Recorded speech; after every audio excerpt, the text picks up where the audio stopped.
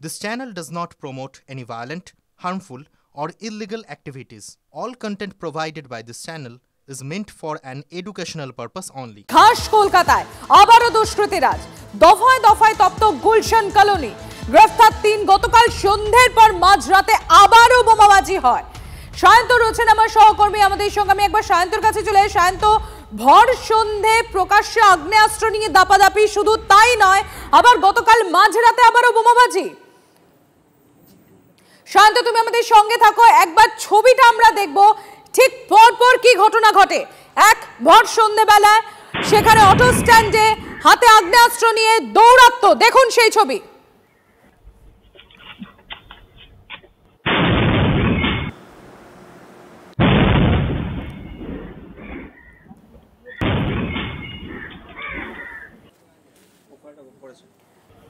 এটা দেখলেন সন্ধ্যেবেলার ঘটনা।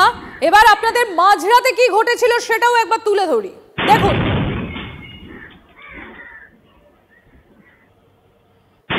এবার দুটো ছবি আপনাদের সামনে তুলে ধরছি আমরা, একটা ভর সন্ধ্যেবেলার ঘটনা এবং আরেকটা মাঝরাতের ঘটনা। তবে ঘটনাস্থল সেই এক গুলশান কলোনি। সায়ন্ত রয়েছেন আমাদের সঙ্গে। সায়ন্ত, ভর সন্ধ্যেবেলা প্রকাশ্যে আগ্নেয়াস্ত্র নিয়ে দাপাদাপি, শুধু তাই না তারপর মাঝরাতে আবার বোমাবাজি, ঠিক কি ঘটে, কি ঘটনা? দেখো, প্রকাশ্য সন্ধ্যায় যেভাবে, অর্থাৎ ভর সন্ধ্যায় যেভাবে আগ্নেয়াস্ত্র নিয়ে দাপাদাপি শুধু নয়, পরপর গুলি চালিয়েছে দুষ্কৃতীরা, এবং সেটা কিন্তু ভরা বাজারের মধ্যে, যেটা হচ্ছে গুলশান কলোনির অটো স্ট্যান্ড। সেখানে 3-4টি বাইকে করে বেশ কয়েকজন আসে এবং অকথ্য ভাষায় গালিগালাজ করতে করতে পরপর গুলি ছোড়ে। এরপর স্থানীয় একটি বিরিয়ানির দোকান, যেটা কাউন্সিলরদের অনুগামীর দোকান, সেই বিরিয়ানির দোকান ভাঙচুর করে, সেখানকার যিনি মালিক তাকেও মারধর করে, দুজনকে মেরে মুখ ফাটিয়ে দেওয়া হয়। এই ঘটনা সন্ধ্যেবেলা যখন আমরা দেখলাম তখন পুলিশ, আনন্দপুর থানার পুলিশ ঘটনাস্থলে পৌঁছায়। সেই টহল দেওয়ার সময় মাঝরাতে যখন টহল দিচ্ছে, তারপর মাঝরাতে 3টে থেকে 4টে লাগাতার বোমা ফেলে কাউন্সিলর অনুগামীদের বাড়িতে লক্ষ্য করে, এবং তুমি দেখতে পাচ্ছ সিসি আর এই জায়গাটাই সায়ন্ত প্রশ্ন উঠে আসছে, সন্ধ্যের এই ঘটনার পর যদি পুলিশি প্রহরা থাকে তাহলে মাঝরাতে আবারও বোমাবাজির ঘটনা ঘটছে কি করে? পুলিশ কি করছিল? একদমই, এটাই কিন্তু আমার প্রশ্ন। পুলিশ যদি ঘটনাস্থলে থাকে, পুলিশ যদি পর্যাপ্ত পরিমাণে টহল দেয়, তাহলে রাতের অন্ধকারে বোমাটা ফেলে কিভাবে? এবং শুধু বোমা ফেলছে না, সিসিটিভি ফুটেজে দেখা যাচ্ছে যে দুষ্কৃতীরা কারোর কাছ থেকে মোবাইল ইনস্ট্রাকশন পাচ্ছে, তারপর বোমা ফেলছে এই নির্দিষ্ট লক্ষ্য কাউন্সিলরদের বাড়ি লক্ষ্য করে। শান্ত, তুমি একটু সঙ্গে থাকো। ঘটনায় জখম হয়েছেন যারা, তার মধ্যে শোনাই একজনের বক্তব্য আপনাদের সামনে তুলে ধরি।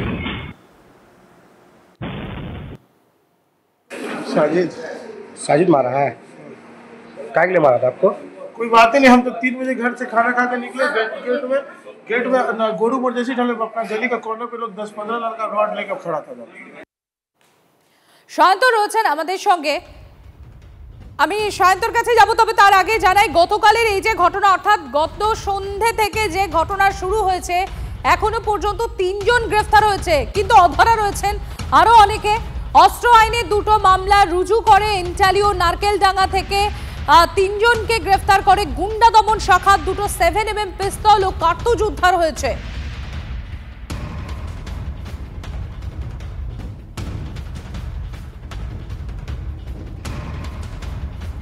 ভর সন্ধ্যেবেলায় প্রকাশ্যে আগ্নেয়াস্ত্র নিয়ে দাপাদাপি, আমরা এই নিয়ে কথা বলেছিলাম অবসরপ্রাপ্ত পুলিশ কর্তার সঙ্গে, তার মন্তব্য তুলে ধরছি আপনাদের সামনে।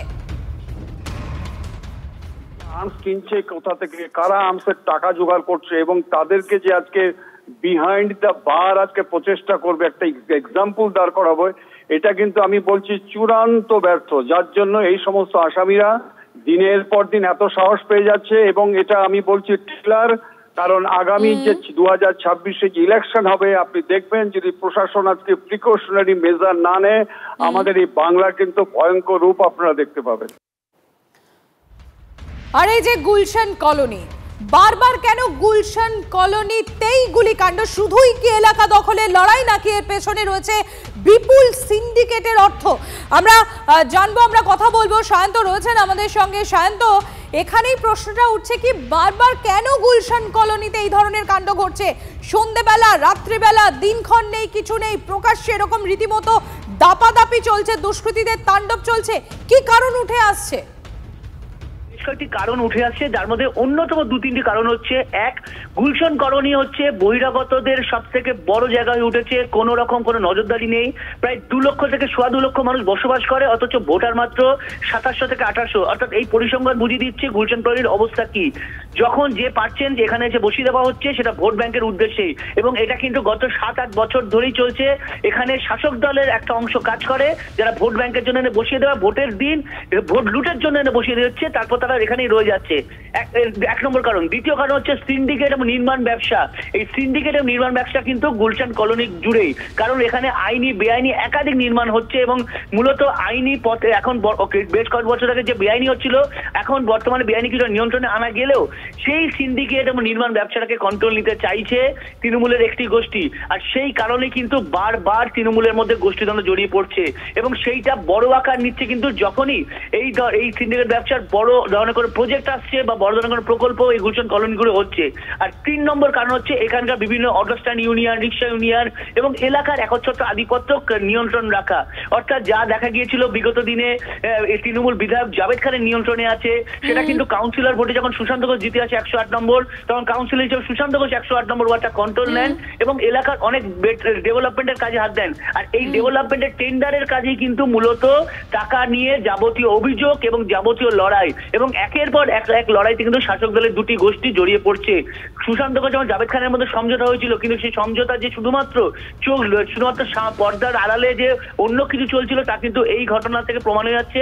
এবং বারবার করে এই গুলশান কলোনি কিন্তু উত্তপ্ত হচ্ছে, এবং বিধানসভা নির্বাচনের আগে এই এলাকা আরো ভয়ানক আকার নেবে বলেই মনে করছে রাজনৈতিক মহল, এবং তা কিন্তু সূচনা হলো গতকাল সন্ধ্যা এবং রাতে যে বোমাবাজি এবং গুলির লড়াই থেকে।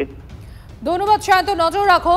আর এই গুলশান কলোনিতে গুলিকাণ্ড, ভাঙচুর, বোমাবাজি, এই গোটা ঘটনা নিয়ে কি বলছেন কসবার বিধায়ক তথা রাজ্যের মন্ত্রী জাভেদ খান, শোনাই আপনাদের। গুলশান কলোনির কাউন্সিলরকে জিজ্ঞেস করো, আমি তো ওর মধ্যে নেই, আমি ওইখানে যাই না। এবং সুশান্ত দেখে ওটা, সুশান্ত বলতে পারবে আমার ওর মধ্যে আমার লোক আছে না। পুলিশকে উচিত কিরকম এই রোজের যে ব্যাপারটা আছে ভালো করে তদন্ত করে এর ব্যবস্থা লিখ। এর পিছনে কিরকম ওই ইলিগাল বিল্ডিং হচ্ছে, এসব নিয়ে যে ঝামেলা আছে, ওটা পুলিশ না বন্ধ করতে হবে না। এই কিরকম গুন্ডা গাছটা বন্ধ করতে হবে। আমরা নিন্দা করি যারা গুলি চালিয়েছে তাদের, পুলিশকেও বলবো ইমিডিয়েট অ্যাকশন নিক, কে কার লোক দেখবার দরকার নেই, ধরুক এবং তাদের কড়া শাস্তির ব্যবস্থা করুক। গুন্ডারা তৃণমূল হয় না। গুন্ডারা তৃণমূল যারা করে তারা দিদির আদর্শের মধ্যে বিশ্বাস রাখে। আমরা তো তৃণমূল করছি, অন্য জায়গা কোনো জায়গা হচ্ছে না, কসবার মধ্যে শুধু 108-এর মধ্যে হচ্ছে। কি ব্যাপারটা খুঁজিয়ে দেখতে হবে, যেখানে টাকা উড়ছে, ইলিগাল কাজ হচ্ছে, সেই জায়গায় সব ঝামেলা হচ্ছে। গুলশান কলোনিতে গুলিকাণ্ড, আর এইখানেই প্রশ্ন উঠছে, শুধু কি এটা এলাকা দখলের লড়াই নাকি এর পিছনে রয়েছে বিপুল সিন্ডিকেটের অর্থ? কেন এই কথা উঠে আসছে?